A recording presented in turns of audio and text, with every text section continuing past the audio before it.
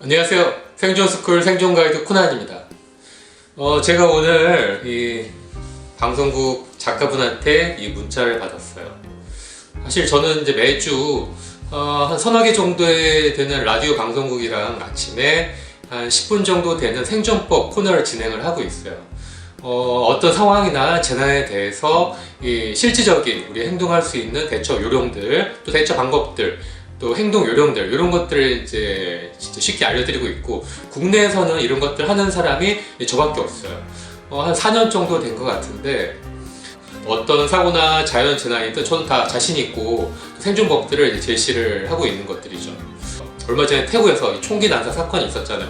그래서 27명이 사망을 하고 한 50명, 60명 정도가 큰 부상을 입었는데, 우리나라 같은 경우는 국내는 안전하지만은 한 해 수천만 명이 해외로 나가고 있고, 해외에 있는 호텔, 극장, 쇼핑몰들, 경기장, 영화관, 해변이나 유명 관광지에서 이 총기 난사 사건이 아주 종종 발생하고 있기 때문에 한국 사람들도 거기에 대해서 안심할 수 없고, 우리도 이 총기 테러 사건 시에 대처 요령을 알고 있어야 하는 거죠.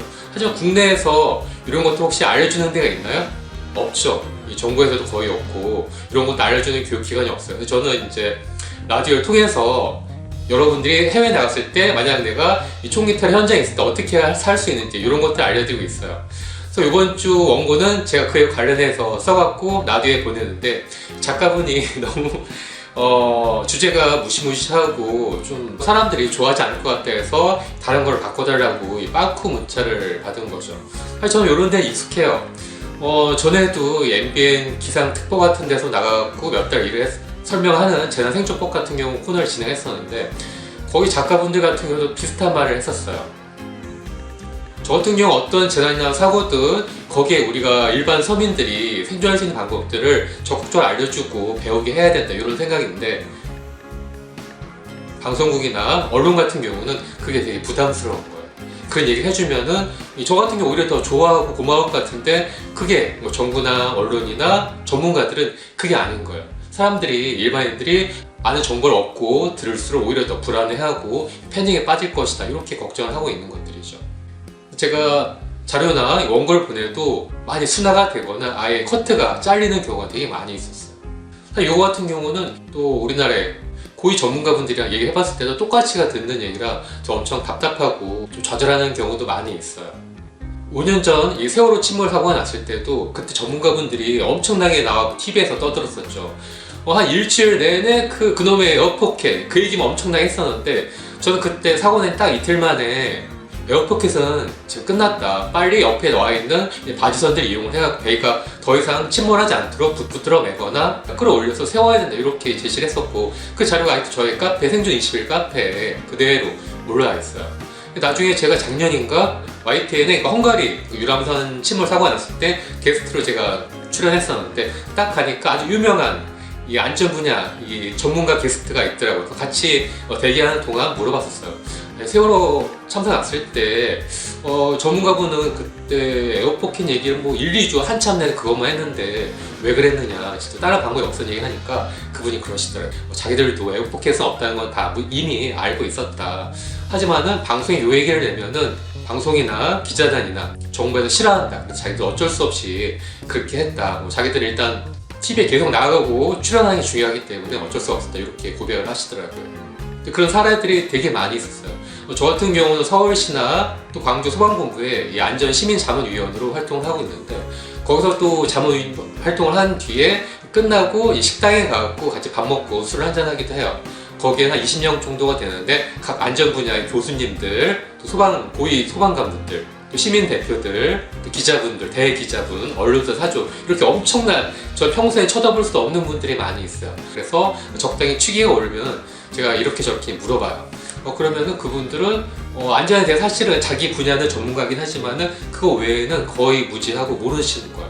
하다못해 한 2년 전에 우리나라가 북한과 전쟁 전야였었죠. 다행히 평창 올림픽 덕분에 우리나라 잘 넘어갈 수 있었는데, 그 직전에 제가 그분이랑 만나고 술 한잔 하면서 만약 진짜 북한이 도발을 해갖고 큰일 나면 어떡하죠? 어떤 대비책이 있죠? 이런 것들을 제가 그 전문가분들에게 물어봤었어요. 하니까 그분들이 저는 그래도 전문가분이니까 최소한 어떤 매뉴얼이나 약간의 대책 같은 것들을 알고 있겠다 생각했었는데 전혀 그게 아니었어요. 딱 하신 말씀이 야 걱정 마 절대 그럴 리 없어 나 잘 몰라 이렇게 아주 간단하고 편안하게 얘기를 하시더라고요. 하지만 지금 한국도 우리가 예측하지 못했던 각종 재난 사고들, 지진들 많이 터지고 있죠. 지금 우한 같은 경우는 도시 봉쇄를 떠나서 오늘부터 이 집 봉쇄, 집 밖으로 아예 못 나가는 그렇게 조치가 강화됐어요. 사실 우리나라도 각종 재난재해에서 안전하지 못하고 언제든 큰 사고나 재난이 터질 수가 있는데 우리 국민들한테 그런 것도 알려드려야 되는데 그게 힘든 거예요. 제가 정부에 국민 안전 매뉴얼을 만들 때 제가 참가를 했었어요. 제가 원고도 많이 보냈었고 제 책에 이런 책에 나와 있는 중요한 내용들을 보냈는데 다 커트가 되고 아주 순화된 내용만 실린 거였어요. 제가 그래서 발간하시는 이 소방 쪽에다 물어보니까 소장님 그 너무 좀 우리가 부담스러워하는 내용. 그게 어떤 내용이었냐면은 이 비상시 물이 떨어졌을 때 락스로 빗물이나 오염된 물을 정확한 비율로 114로 그러니까 물 1리터에 4방울을 떨어뜨려갖고 30분이 지나면 먹을 수 있다. 이런 생존에 관련된 실질적이고 또 검증된 정보예요. 이런 것들을 넣자 얘기를 했는데 그게 카트가 된 거였어요. 이 정보는 제가 그냥 하는 얘기가 아니라 미국이나 뭐 일본, 유럽 같은 데는 이런 정보들을 대놓고 인터넷 게시판에 올려놓고 있고 비상시에 수도가 끊기거나 물이 없으면은 이렇게 정수를 해갖고 마시라 이렇게 공지를 하고 있는 거예요. 근데 우리나라 같은 경우는 그 정보조차도 너무 과하다. 락스 같은 살균제로 물에 타서 먹는다 이런 것들을 시민들한테 배포를 한다 이거는 내가 책임질 수가 없어 이렇게 생각을 했던 것 같아요. 저는 전문가분이라면은 국민들한테 정말 많은 정보들을 알고 스스로 판단을 하고 대처할 수 있게끔 해야 된다고 생각하고 있는 거예요. 하지만 아직까지 우리나라 공무원이나 전문가분들 같은 경우는 딱 선생님 공무원 마인드예요. 내가 다 통제를 하고 가르쳐주는 것들만 너희들은 배워야 돼 이런 식으로 생각하고 있는 거죠. 또 그런 게 제가 전문가 일을 하면 너무 안타깝고 또 우리나라 국민들 같은 경우도 재난이나 생존 이런 거 얘기를 하면은 좀 싫어하시고 꺼리시는 그런 게 있어요. 그러니까 뭐 밤에 휘파람 불면 뱀 나온다. 또 재수없는 얘기 하지 마. 또 말이 시가 된다. 이런 속담이 있죠. 그런 것처럼 비상이나 안전, 생존에 관련된 얘기들을 하면은 좀 재수없다 생각을 하시고 그걸 듣기 싫어 이렇게 이제 하시는 거예요. 하지만 재난이 잦은 일본이나 미국 같은 경우는 각 개인들도 스스로 준비를 해요. 그게 사실 현실적인 이유라고 생각을 하는데 왜냐면 큰 재난이 터지면은 정부나 소방관, 공무원, 전문가분들이 바로 와갖고 모든 사람들을 다 구해줄 수 없다는 현실적인 한계를 알고 있기 때문에 스스로 자기 집에 뭐 비상 식량이라든가 장비들을 준비를 하고 또 평소에도 캠핑을 가거나 아이들 생존 스쿨에 보내갖고 생존 기술 같은 것들을 배우게 한단 말이에요. 그 나중에 큰일 터졌을 때 스스로 살 길을 찾게끔 하는 그런 것들을 배우게 하는 거죠.